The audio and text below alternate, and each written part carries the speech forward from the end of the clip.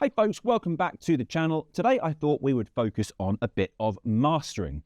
My EP, Cult of the Lamb, Hymns of the Unholy, has been out a couple of weeks, and I've had a few questions on mastering and how you put a project like this together, so I thought I'd just show you the whole session and show you how I mastered it. Let's do it. So I've got the mastering session in front of me. I'm going to talk to you through quite a lot of, technical information on how I got to this stage, considerations when you're at this stage, and some things that you may or may not need to be thinking about. So you'll see that I've got the 6 songs in this session. They are all being routed out of the same master bus. So they're all going out of bus 1 here. So they're all basically going through the same output signal chain. Now, some important things to consider. If you have worked on a bunch of sessions that are being collated into an EP or an album that are not necessarily constructed using the same workflow, then there are some things to consider. These 6 songs were all produced and mixed in a very, very similar fashion, i.e. I've produced, I've arranged, I've mixed them. The drummer is the same, the drum recording is the same, the signal chain is the same, the mix bus processing is the same in all of those projects. So from that standpoint, you can see that the actual waveforms that have come into this session all look very similarly sized dynamically. That's because they're all hitting the same mix bus processing in the mix session at the same dynamic level. The overall mix and sonic balance of those individual songs is more or less the same. And therefore, when I get them at this stage, they're all in a very similar position, and I don't need to do anything additional with them to get them ready to master together. However, if that wasn't the case, so if you've got perhaps different drummers or different drum recordings or different drum processes, or if you're working with different mix bus processes from different mixes, or maybe even you've got different mixing engineers who have mixed things in different styles, the likelihood is that you're going to get your tracks coming into your mastering session all with slightly different dynamic ranges and all at different levels of loudness. What that would mean is perhaps that you might end up with one song where the loudest section was quite a bit louder than the loudest section in another song. Or it might mean that you've got quite a difference in the transient peaks from song to song. So one might be peaking much higher than another. So you've got a wider dynamic range to work with. In that instance, you would need to do something first of all to start tying those things together so that they were more cohesive. So what I would do in that instance, first of all, is to think about the transient peaks and therefore to run some sort of compression or possibly clipping in order to make the transient peaks consistent across all of the songs in this mastering session, and also to think about gain staging these songs individually. So I would find the loudest section of each song, and I would work out what the short-term luffs are of that section, and then gain stage each song according to the loudest section so that I've got a consistency of loudness across all of them. So let's say, for example, that this section here in Cult has a short-term loudness of minus 18 luffs. But then this section in Chaos over here, which is the loudest section in that song, is minus 18.5 luffs short-term. I would want to gain stage this whole song up by that difference of minus 5 so that the short-term loudness of the loudest sections of those songs was equivalent, was comparable. I don't need to do any of that because these songs, these mixes are all coming into me consistently because I've done them all. But that is the first consideration that you need to make. Okay, let's take a look then at the processing that I'm doing. You will see that across these 6 songs, the actual individual channel processing that I'm doing that is unique to each song is the same effectively. I'm using the same plugins. So if I run through them, Goliath, Rezo, then on these 5, I've got a match EQ. I have to gain stage a little bit on a couple of them, and then I'm going into the V3 EQ, followed by directional mixer, and in some instances just gaining or tiny bit of EQ on that one there. But the processing is all the same. You'll notice that all of this processing is to do with equalizing. Okay, none of it is to do with dynamic processing. I don't need to be dynamically processing these songs individually because they've already come through my mix bus in the previous mix session at the same signal level, and they're all therefore dynamically processed already. As I said, if I had differentials between those songs, then I may need to do some dynamic processing on a track by track, song by song basis, but I don't need to do that in this instance.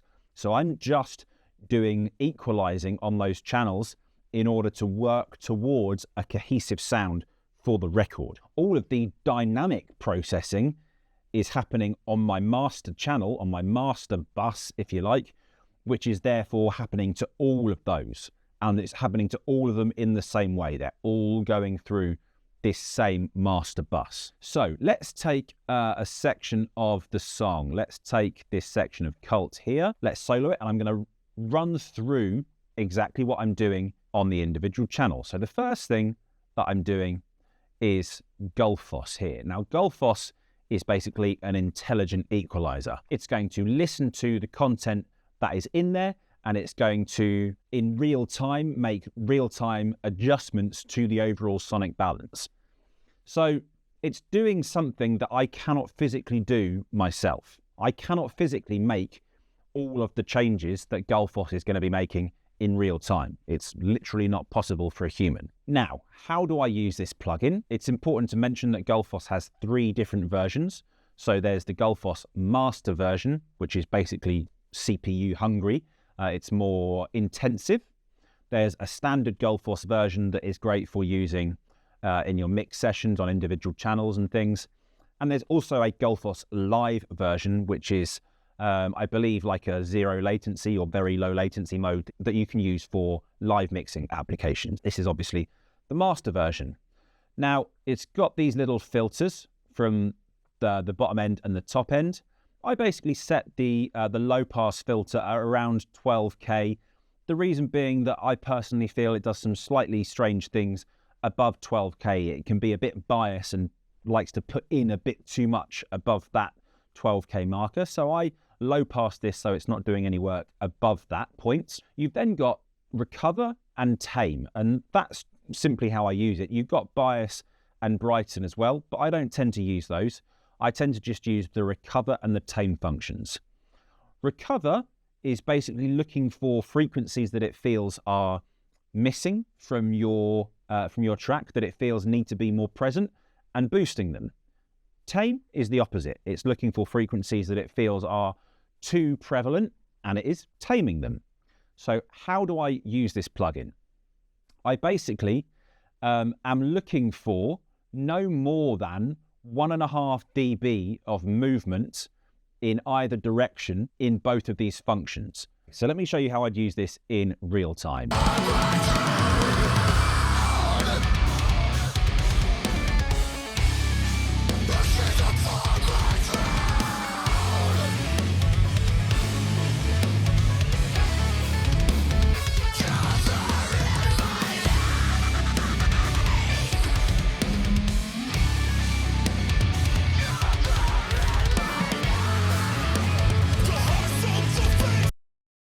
So around 27, 28 is the recover percentage that I like. I then zero that out.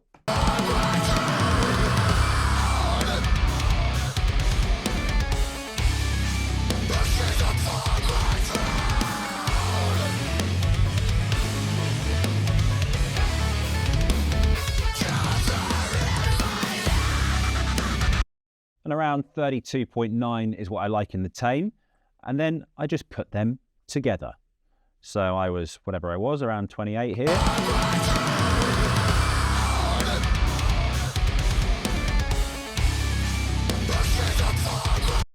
Okay, and let me A/B that. So I'll bypass that before and after. So here's before.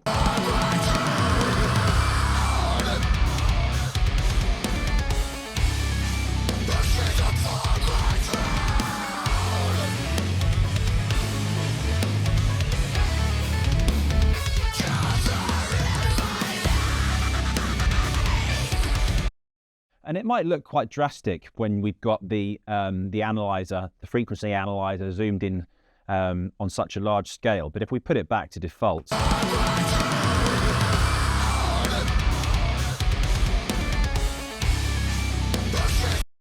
we can see, you know, the actual adjustments that it's making are very, very subtle. And it's just tidying up and cleaning the overall frequency spectrum, as I say, in a way that I couldn't physically do as a human being, because it's making thousands and thousands of real-time adjustments.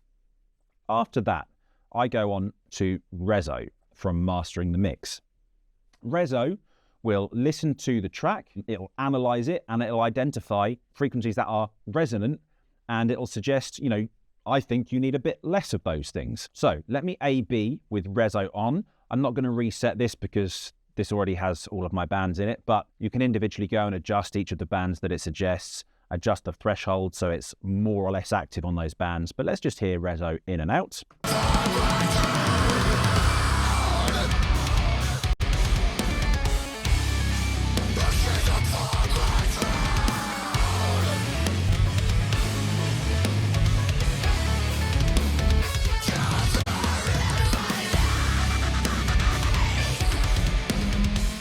So very, very subtle. It's just doing tiny little things every now and then, okay? You know, and that's a good point to pick up on. Mastering is not about making massive, great big changes to how a song feels sonically. It's small things, you know, small details all the time. After Reso, I'm then going into V3, which is a mid-side equalizer from Brainworks. And here are the things that I'm doing. First of all, I'm using the mono maker here, which is making my track mono below 120 Hertz. And I'm using the stereo width here, which is just going to be widening the track ever so slightly. On the mid section, the mid channel, I am high passing with a 12 dB per octave slope at 25 Hertz. That's down here. I am then boosting ever so slightly the fundamental frequency of the track at 73 Hertz. That's this tiny little bump here. And then I am low passing, again with a 12 dB per octave slope at 20 kilohertz. But, you know, very, very small, moderate adjustments, nothing major. On the sides channel, high passing with a 6 dB per octave slope at 120 Hertz. So clearing up the side channels. And then shelving 1.5 dB at about 6K up here.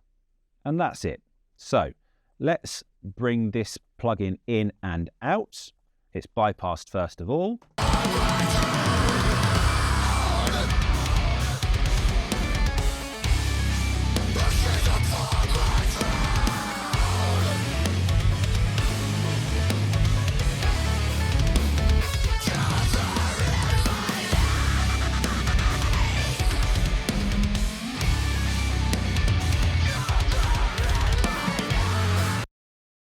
So again, very subtle differences, making it a little bit wider, a little bit more focused in the low end in the center, and that's about it. Then I'm using FabFilter Pro Q3, and I'm just taming a couple of little resonant frequencies that I identified as not liking so much.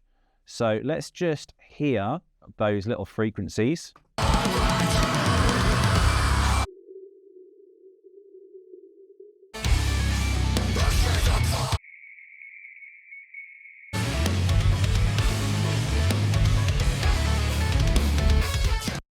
And you'll see that those are both on, you know, little dynamic notches. So they're just ever so slightly rolling back those frequencies dynamically. They're not being removed all the time. It's just when those resonances are, you know, really poking.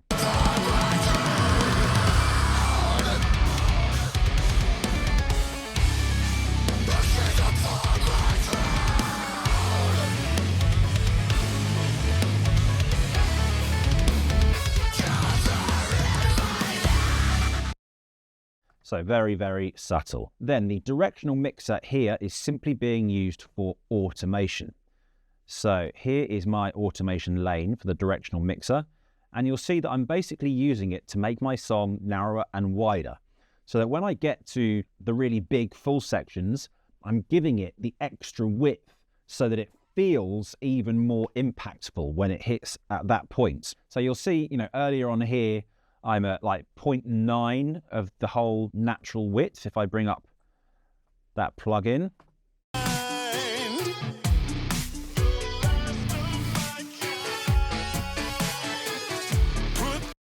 But then through this building section, it gets a little wider, and then into the drop, it goes to the full width of the song.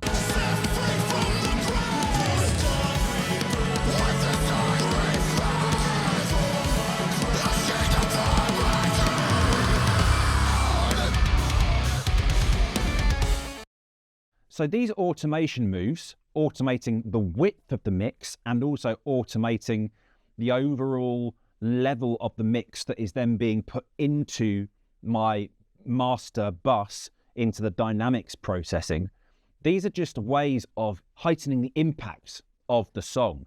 So by adjusting the overall mix level, that's giving my track more and less dynamic range. So when the mix level is a little bit lower going into the dynamic processing on the master bus, I'm therefore going to have more dynamic range because the input signal is less. And also combining that with a slightly narrower mix means that I'm giving myself space and headroom to grow into, so that when I get into the fuller sections that I want to have a lot of impact, I can widen them and I can make them louder by pushing a louder signal into the dynamics processing. And I do exactly those same processes on all of the mixes according to what the song needs and where it needs to be pushed or not. The final thing on this plugin strip is a gain plugin, and I believe that is just because after these processes I needed to trim it back by 0.5 dB. That's all that is doing. So let's have a little listen to this section before and after these EQ adjustments. So here's before.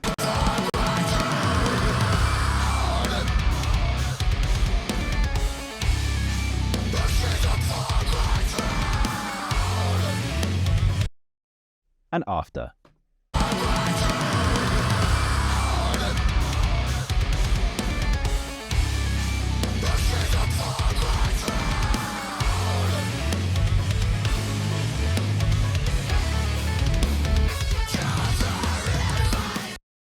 Okay, now you're probably listening to that and going, they don't sound drastically different.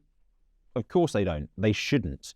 Mastering is about little bits of polish, finding tiny little things that you can improve by 1% here, 2% there, that accumulate to make a better picture overall. Now, on all of the songs, I've gone through the exact same process with the addition of match EQ. So what I've wanted to do is to make sure that the overall sonic balance, the overall frequency balance, if you like, from song to song is cohesive, is similar.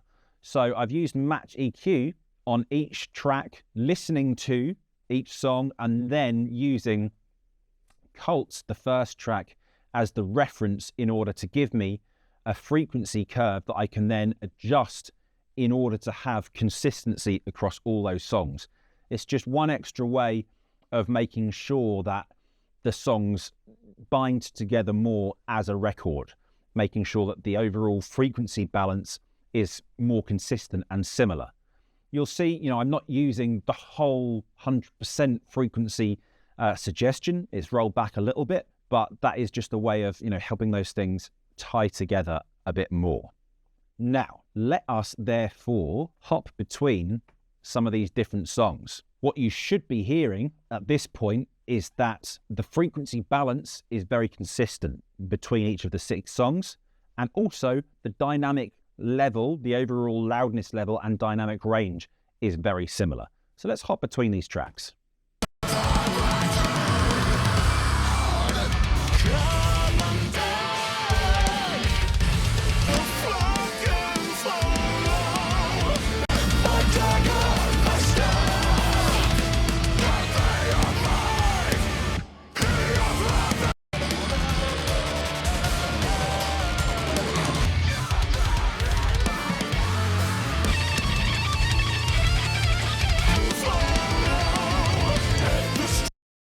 Okay, so we're in a pretty good place at that point. Now, let's talk dynamics processing. So the first thing that I'm doing is I'm doing some clipping. So I'm using this Brainworks clipper first of all. I'm clipping in stereo. I'm just looking to clip anything that is just peaking above the general level of dynamic that my song is at. I'm not looking to clip hard in any way. Let's have a little look.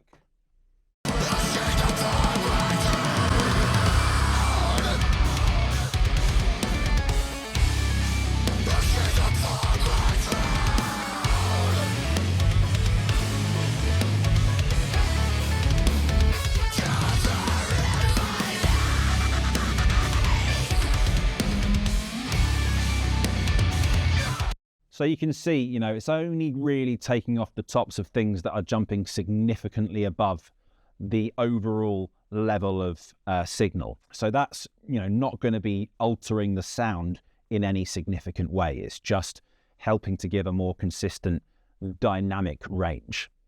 I'm then going into a Pultec EQ, which I'm doing nothing on. I'm simply running the signal through it to get a bit of the Pultec sound, a bit of the saturation that you get from a Pultec EQ. So let's bypass that and bring that in and out so you can hear what that is doing to the overall signal.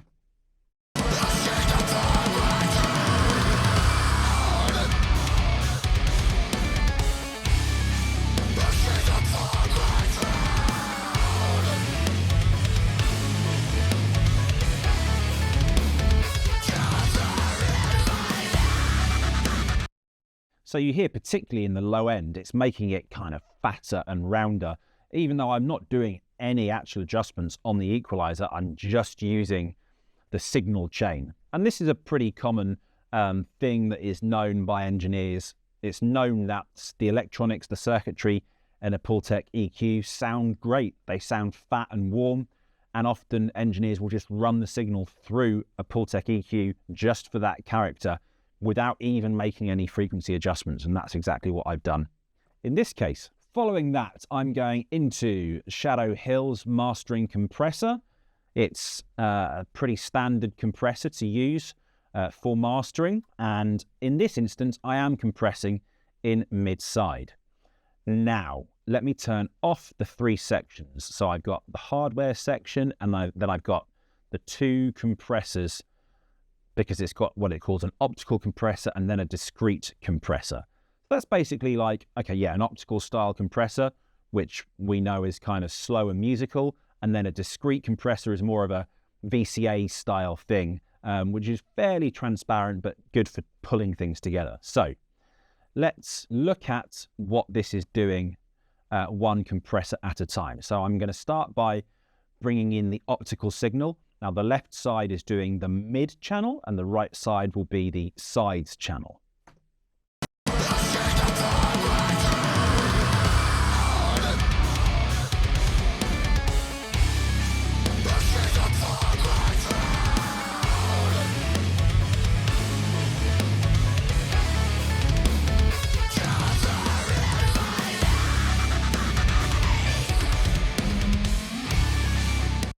So you see the needle's barely moving, right? I'm just looking to super gently start to squeeze things together a little bit more. Then we move over to the discrete channel, which is down here. Let's bring that in.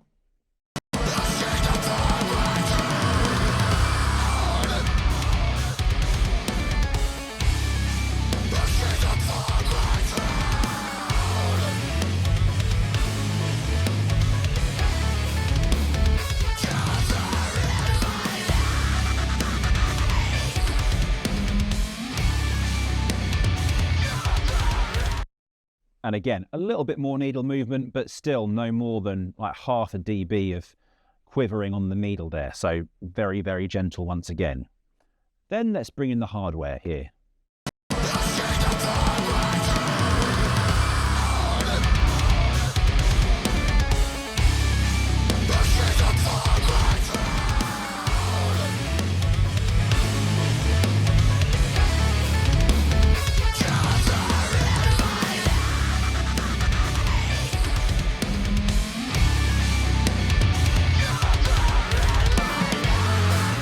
So you hear that hardware is doing a number of things. It's adding a lot of distortion in a really nice way. It's making things louder. It's bringing out the bass guitar and the kind of chunk of the bass guitar in a really nice way. But that's a really, really important element, this hardware circuitry. And there are three different kind of styles, different sounds, the nickel, the iron, and the steel. And the nickel is the one that I liked in this instance. Let's A/B this whole plugin. First off.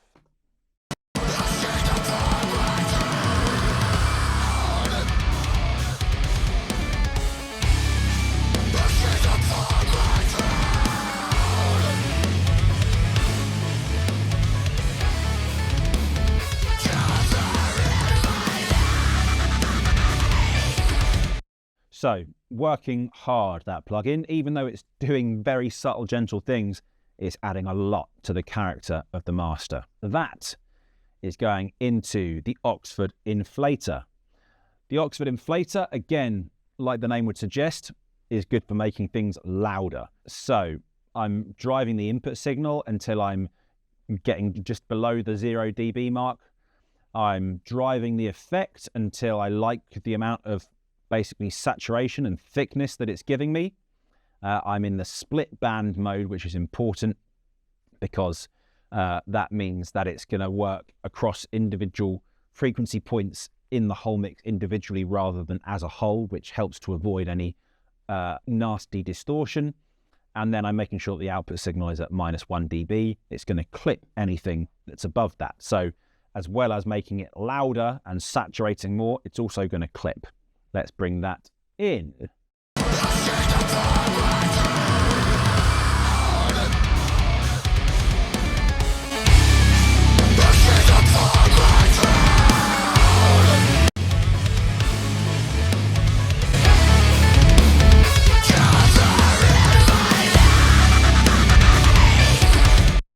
So things just got a whole lot louder. And obviously that is doing a lot of heavy lifting there. Then I'm going to do a series of clipping and limiting. So you'll notice that I'm using a variety of different clippers rather than the same one over again. It's because their algorithms internally all work slightly differently. They're all going to impart slightly different characteristics. And I like that rather than just using the same one over and over again. It's not necessarily right or wrong. It's just what I've become accustomed to doing. What I tend to do on this clipper is look for a kind of a maximum signal level on the input, which I adjust here. Then I'll adjust the actual clipping threshold so that it's only just shaving the very kind of top peaks, and then gain stage so that I'm kind of peaking at the same level as the input, but obviously because I'm clipping slightly, it's going to be slightly louder. So let's bring this in.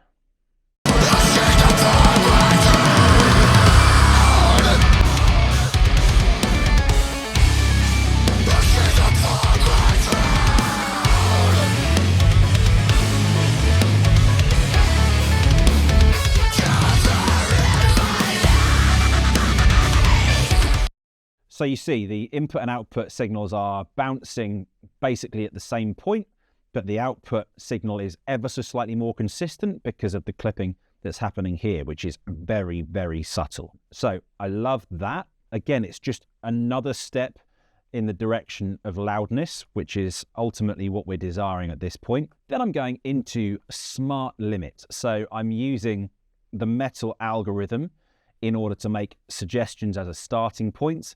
And then I'm using these controls down here in order to shape the mix a little bit more. So I can saturate a bit more. I can adjust the overall limiting style here. I can improve the overall spectral balance here. So let's just bring this in.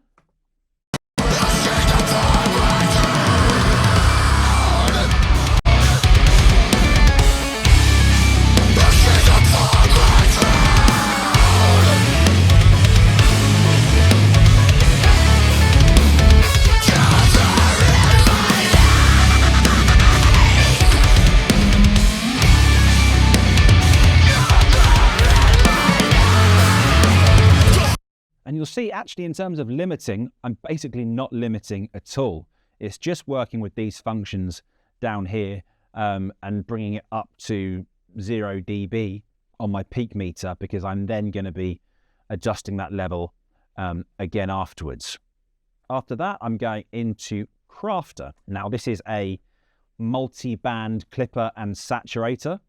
So I've not got a full wet mix. I've got a 50% blend between the multi-band clipping and saturation versus the dry mix. My low band is crossing over at 150 hertz and my mid band is around 4K. So I can play you those bands individually.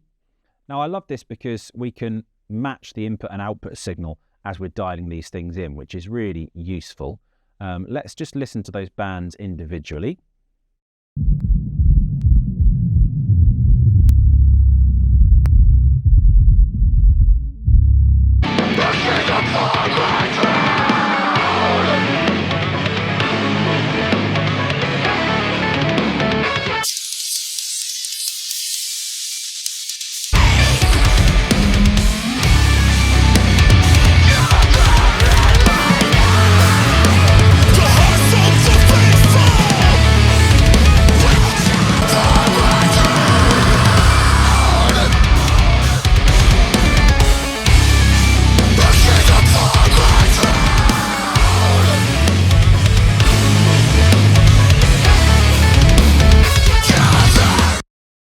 So again, another big step up in loudness, but it's not destructively doing anything to my dynamic range. You'll see that I'm at a 0 dB ceiling here, so I obviously need to address that for streaming platforms, and I'm using this stealth limiter as my final thing in the signal chain. I'm not driving the input signal at all. I'm using it in a very transparent way. I'm not looking to add any more distortion or harmonics. I'm simply just looking to bring it down to the -1 dB target. So let's just bring that in here.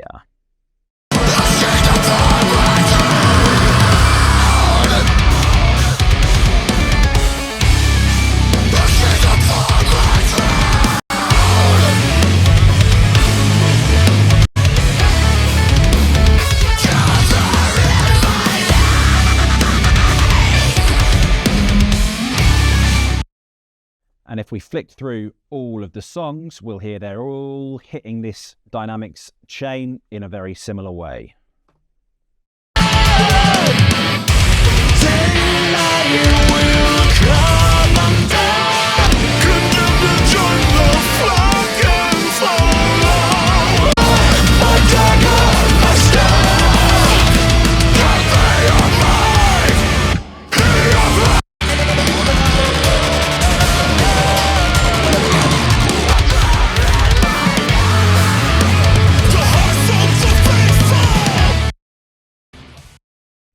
And that's it.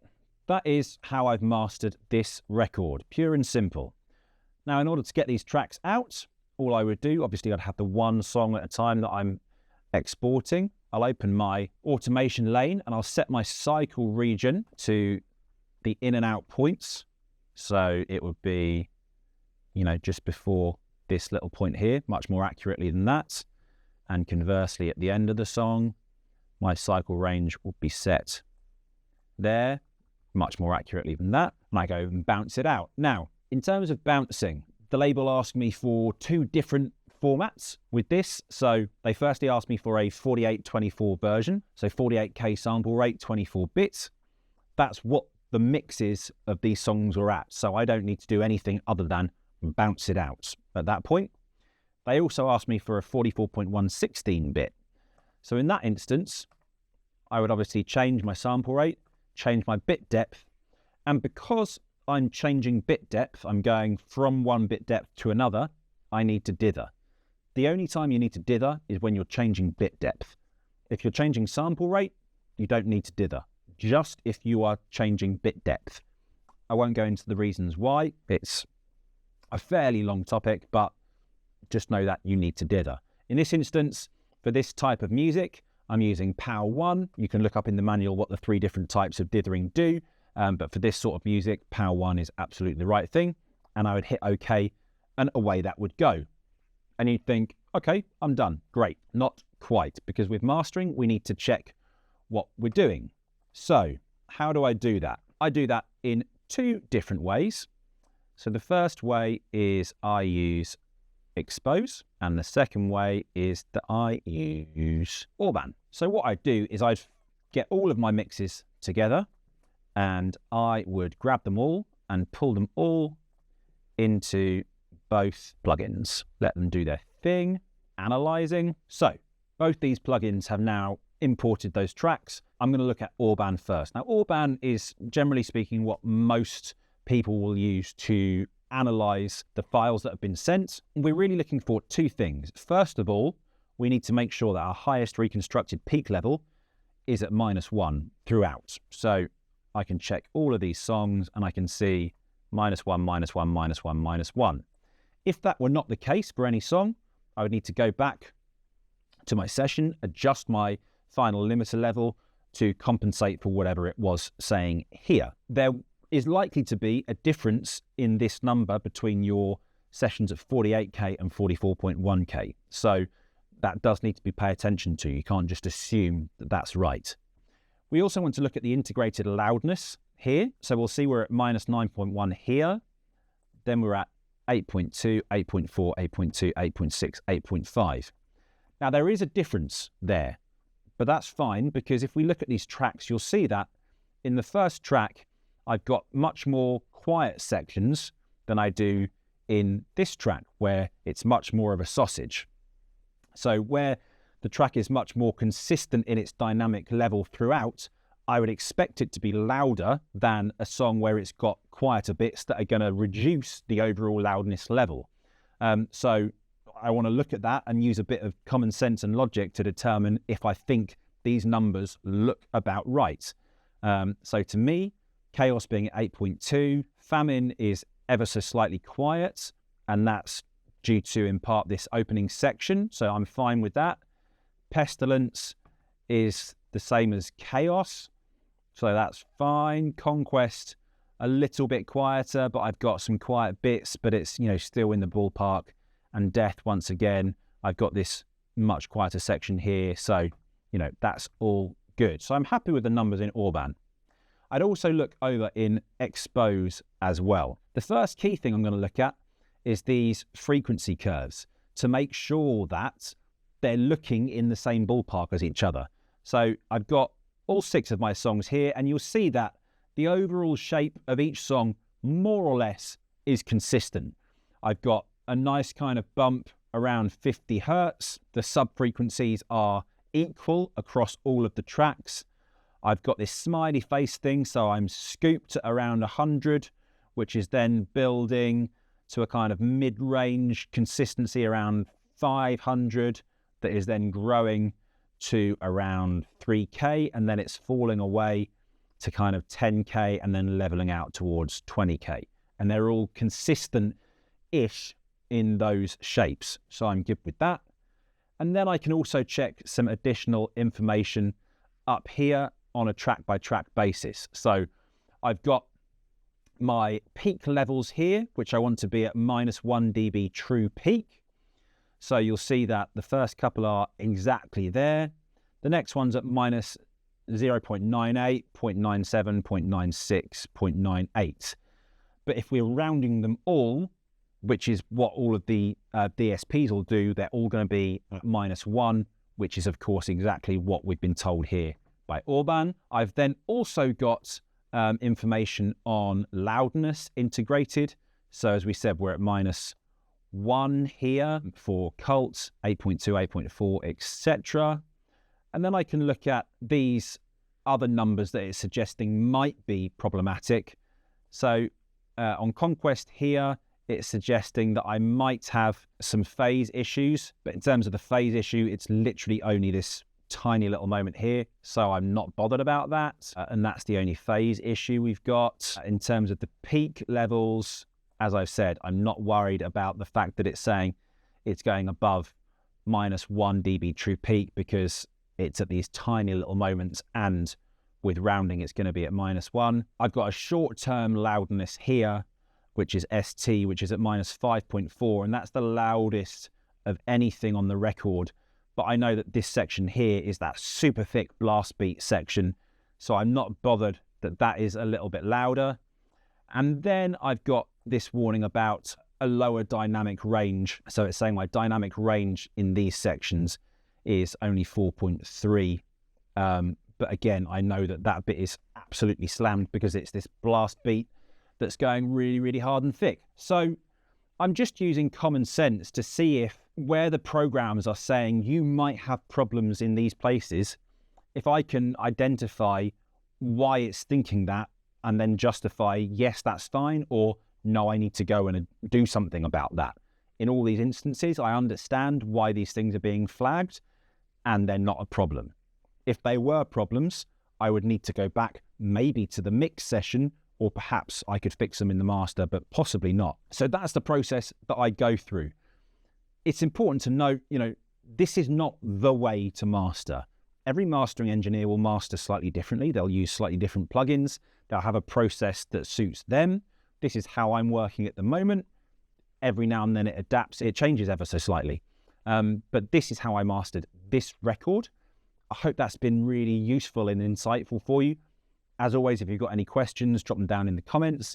Otherwise, I'll be back for you very soon with another new video. Take it easy.